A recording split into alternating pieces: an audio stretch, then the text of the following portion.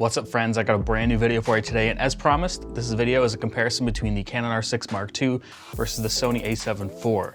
And I had a really hard time navigating this video because it was such an overwhelming task. Now if you're watching this video and you're on the fence trying to decide which camera to get, that's gonna be tough because you can't go wrong with either camera. They're both pretty much the same price and they're both gonna get you amazing images and video.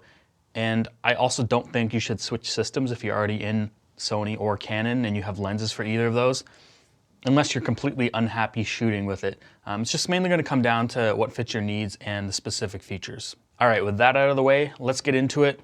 Oh, I'll also timestamp this video down below so you can jump to the parts that matter most to you. But let's start with the body and ergonomics. They're actually both pretty similar in terms of grip depth, the way it feels in the hands. But if you have bigger hands, you're probably gonna like the R6 Mark II a little more because it's just slightly taller than the A7IV. On the A7IV, your pinky finger is always kind of on the verge of hanging off. And when it comes to button placement, they're both pretty similar. They both have mode dials with options to have 3 custom profiles. They both have joysticks. They both have back scroll wheels. They both have shutter and ISO dials. They're in slightly different places. I kind of prefer where the A7IV's location is, but the A7IV does have a few more customizable buttons. And I also like that Sony has a toggle under the mode dial to switch between video, photo, and S&Q, where the toggle switch on the R6 Mark II is actually on the far left side of the camera. They both have articulating touchscreens, they both have dual UHS-2 SD card slots, but the top slot on the A7IV will also accept CF Express A cards, which is about double the speed of a fast UHS-2. They both have 3.5mm headphone and mic jacks, they both have USB for powering and charging the camera, and they both have HDMI, but the R6 Mark II is micro HDMI, where the A7IV is full-size HDMI. And if you know anything about micro HDMI, it's the worst. It's so fragile and you gotta be so careful with it. But yeah, they both have really good weather sealing and that pretty much covers it. When it comes to the photo side of things, I'm not really gonna spend a ton of time comparing image quality. The R6 Mark II is a 24 megapixel full frame sensor. The A7IV is a 33 megapixel full frame sensor. So in terms of resolution, the A7IV is better. And obviously I'm showing a few images side by side, but outside of the resolution, neither camera is gonna be better in terms of color science. People have always loved Canon's color science, but Sony's improved their color science a lot. And I think that if you're shooting RAW, it doesn't really matter anyway because you're gonna be editing the images to look the way you want. And speaking of RAW, from what I could tell pushing and pulling the images on either camera, I feel like the A7IV has a little bit more dynamic range, especially when recovering shadows.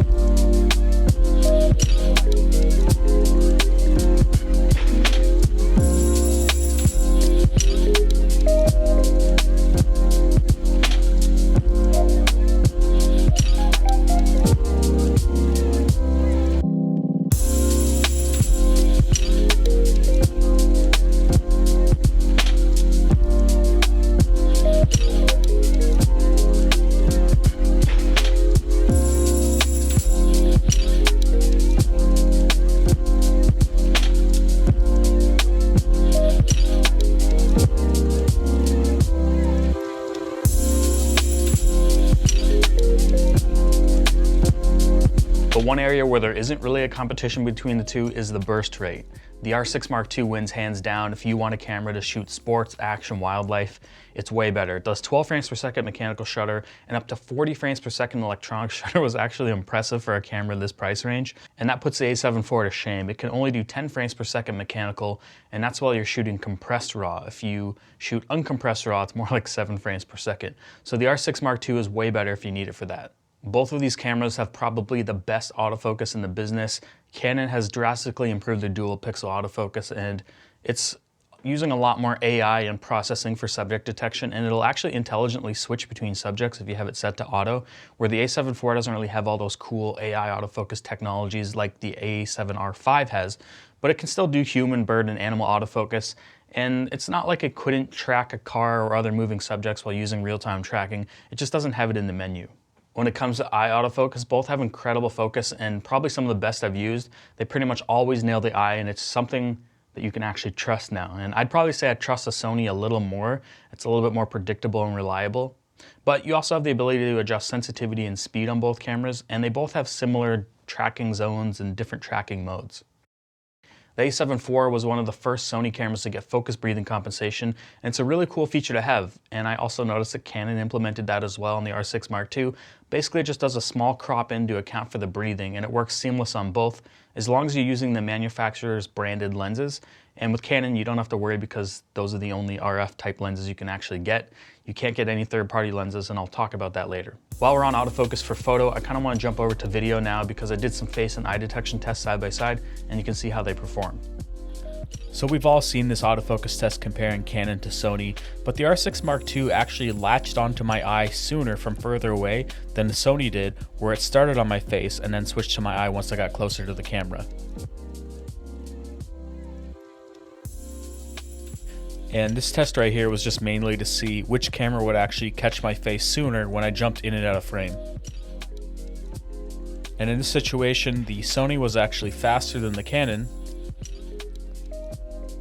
but in this situation, the Canon was actually faster than Sony, so they're pretty much trading blows here. And I also use Cinematch to match the color tone on both of them, so they look pretty much exactly the same.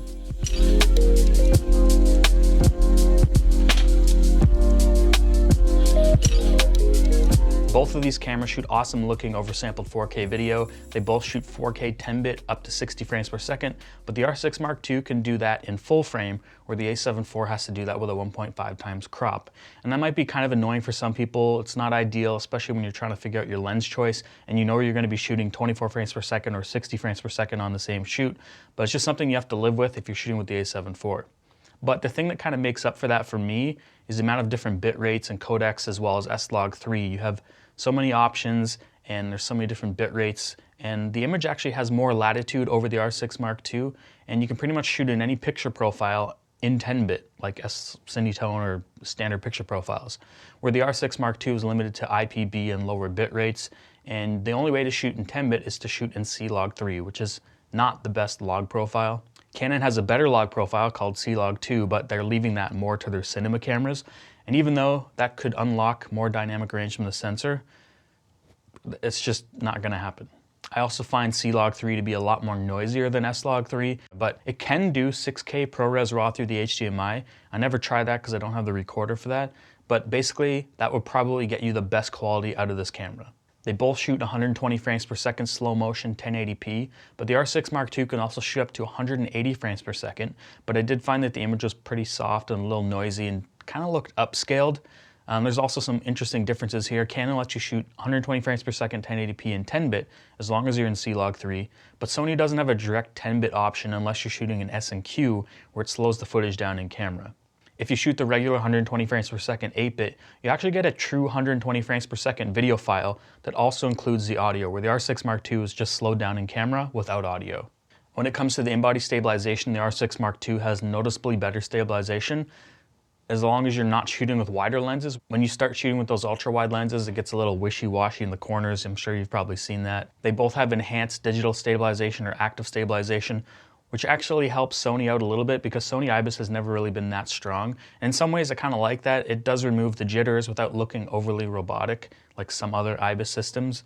That said, the A7IV does have worse rolling shutter performance in full frame, so that might be an issue to some people, and that's something you have to be aware of. All right, so let's get into low light performance and take a look at some high ISO. So taking a look at 1600 ISO, they're both the same. 3200 ISO, pretty much exactly the same.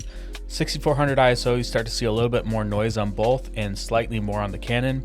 At 12,800, you really start to see the noise coming in on the Canon and also the image getting a little bit softer. And this is what we're going to see all the way up to 51,200.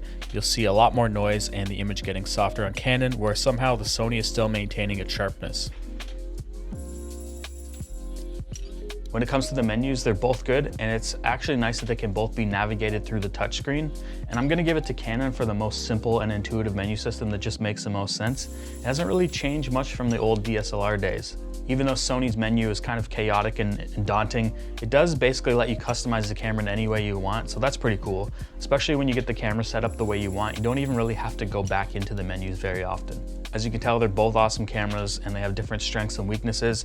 I obviously didn't cover everything, but I think I covered the most important things. Oh, I want to come back to the lack of third-party lenses for Canon. If you didn't know, basically Canon has blocked all third-party lens manufacturers from making autofocus lenses for the RF mount. And right now, the only third-party lenses are manual focus lenses. And this kind of sucks if you're on a budget and you have an EOS RP or an R or even an R7.